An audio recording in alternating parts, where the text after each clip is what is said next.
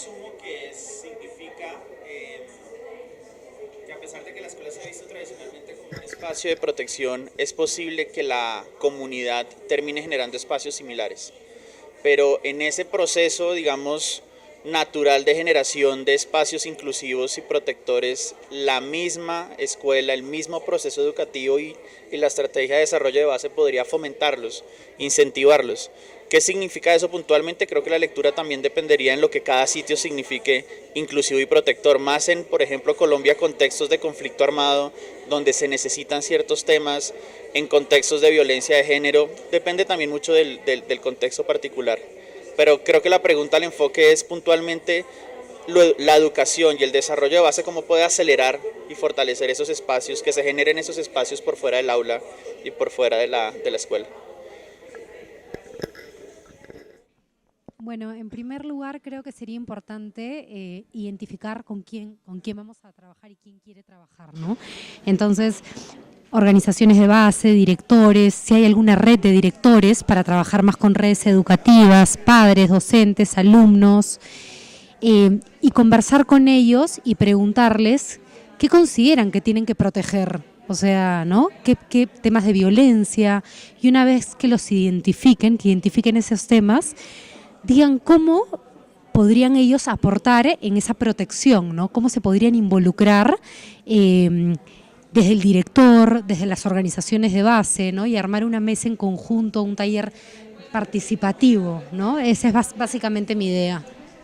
Si quieres, yo creo, pues sigo igual porque creo que complementa, está en la misma línea como estrategia. Nosotros en los programas de primera infancia lo primero que hacemos al llegar a una comunidad es hacer diagnósticos participativos, donde se incluyen los diferentes actores dentro del centro y fuera en la comunidad, a los diferentes niveles, tanto de familia, comunidad, entidades locales, en la medida en lo posible, incluso entidades regionales deberían estar en ese diagnóstico, y a partir de ese diagnóstico es que se entra a hacer una identificación de las problemáticas fuera del centro de primera infancia que ponen en riesgo a estos menores y el desarrollo pues de los mismos y en sus familias, pero asimismo el diagnóstico permite mirar qué riesgos hay en un momento dado y qué se tiene que fortalecer al interior de los centros.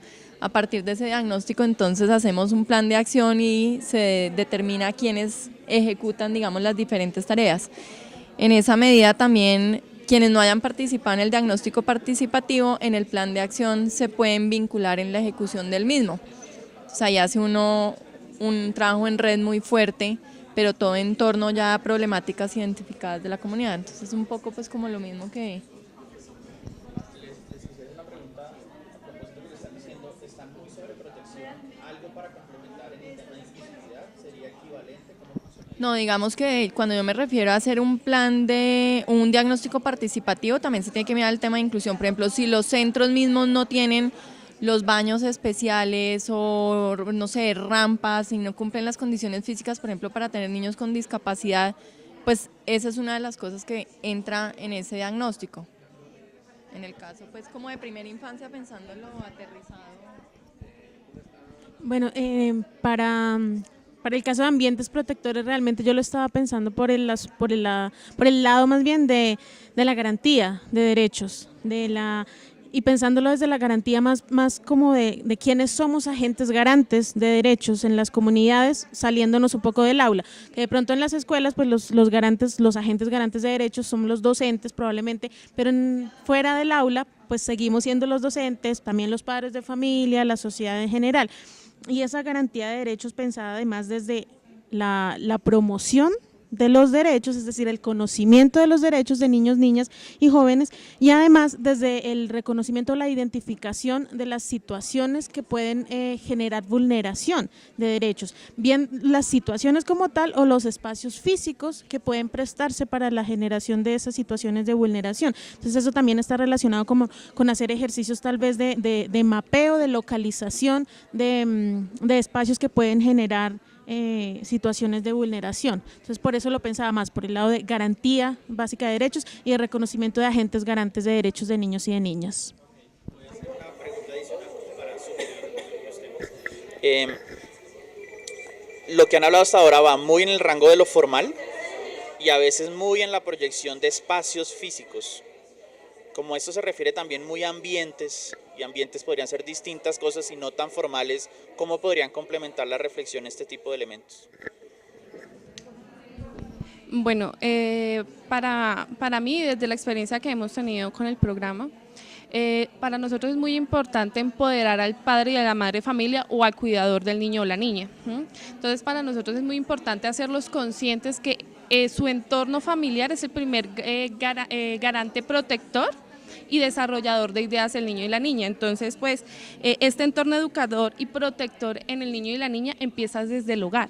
¿Sí? Primero desde el hogar, y en la escuela empieza a desarrollarse pues como las pinceladas que se deben manejar en este ambiente, pero sí es necesario tener el complemento del padre y la madre, o bueno, o de la familia en general con el que vive el niño o la niña, porque en algunos casos pues no se tienen estas dos figuras, pero sí es importante que la familia se encuentre inserta en un espacio o de alguna manera en las actividades y en el desarrollo de la escuela en general.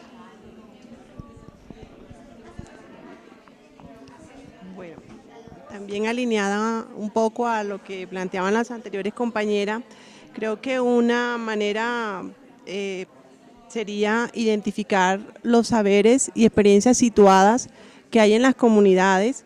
Las comunidades tienen la capacidad, han mostrado la capacidad de construir espacios naturales donde se dan estos temas de inclusión y de protección. Nosotros técnicamente creemos tener el conocimiento de lo que realmente implica un ambiente protector e inclusivo, pero las comunidades, desde esa sabiduría y ese don natural que les caracteriza, también lo tienen, son ambientes naturales. Yo conozco muchas comunidades que se han ido por la vía de recuperar su tradición oral, de recuperar danzas ancestrales, de revalorar todo aquello que los unió de la historia de su comunidad, y lo están haciendo de manera espontánea, sin la guía de ninguna entidad, sin la guía de ninguna organización. De pronto nosotros podíamos identificar ese saber natural, esa experiencia natural, y simplemente acompañarla, repotenciarla y ver cómo se va guiando para que aporte un objetivo común para la comunidad. Pero ¿Cómo podría repotenciarse, favorecerse? primero, o sea, sería como eso, identificarla, pero desde esos espacios naturales que se están dando en las comunidades, espacios fuera del aula, fuera de la escuela, que lo puede tener una persona de la comunidad, puede tenerlo un abuelo, una abuela, una madre comunitaria, cualquier persona espontáneamente puede estar generando unos espacios naturales desde la iglesia, pero como te digo, nosotros tenemos un conocimiento técnico privilegiado, la comunidad también tiene un conocimiento ancestral y natural privilegiado. En la medida que eso entre en diálogo, yo puedo lograr que esa experiencia podamos guiarla, podamos acompañarla e integrarla a los objetivos de la escuela. Integrarla a los objetivos de la escuela. Bueno, para contribuir al fortalecimiento de estos ambientes, yo creo que es necesario conocer muy bien la zona donde vas a llevar a cabo los programas.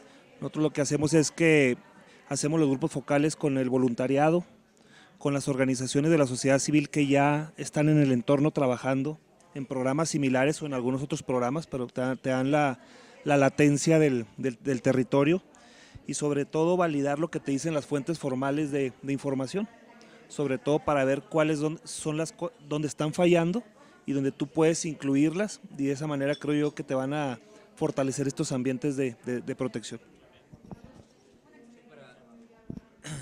Por el tiempo y para no reiterar cuestiones que se dijeron, que acuerdo en gran medida, lo único que me parece como agregar, de poner en el centro, digamos, como estrategia, poner en el centro al niño y sus derechos educativos. Y desde ahí desarrollar el proceso de diagnóstico, el proceso de mapeo de organizaciones que participan, desde allí conformar redes locales o territoriales de protección de derechos, pero poner en el centro, digo, son muchas las instituciones que trabajan sobre un mismo niño, entonces poner en el centro de la escena el niño o joven o adolescente, y desde ahí desandar el camino me parece que contribuiría a potenciar una estrategia. Bueno, quizás solamente para puntualizar en forma de que en que todos estemos involucrados, yo creo que así mismo es el nivel de compromiso. Parece muy relevante lo que dijiste, de que no solamente debemos llegar con el objetivo de querer ayudar, sino de escuchar a aquellas personas y de respetarles esos espacios y construir a través de allí. Y también algo que quería aportar ayer era la importancia de triangular la información, porque quizás nos estamos quedando aquí abajo a nivel micro, pero, y lo que creo que tú decías, de incluso traer las autoridades bueno, a mayor escala, son estas mismas personas son las que deben dar las fuentes de información y su óptica, porque la única forma, creo yo, que es de poder controlar la expectativa frente al objetivo, y yo estoy también completamente de acuerdo que debe ser el objetivo, obviamente, de la educación, pero visto desde diferentes enfoques para poder controlar los riesgos que se nos pueden suscitar si no los tenemos mapeados. ¿Sí? ¿Cuál es el rol de las organizaciones de base en la educación de una comunidad? El rol de las organizaciones base en la educación, creo que el papel debe ser de integradoras, de mediadoras, de proveedoras de la información que se desconoce en las comunidades donde vamos a trabajar, pero sobre todo las coordinadoras para poder llevar a cabo un resultado. A final de cuentas, quienes trabajan es precisamente la base de la pirámide, y creo que nosotros tenemos esas funciones que acabo de mencionar solamente.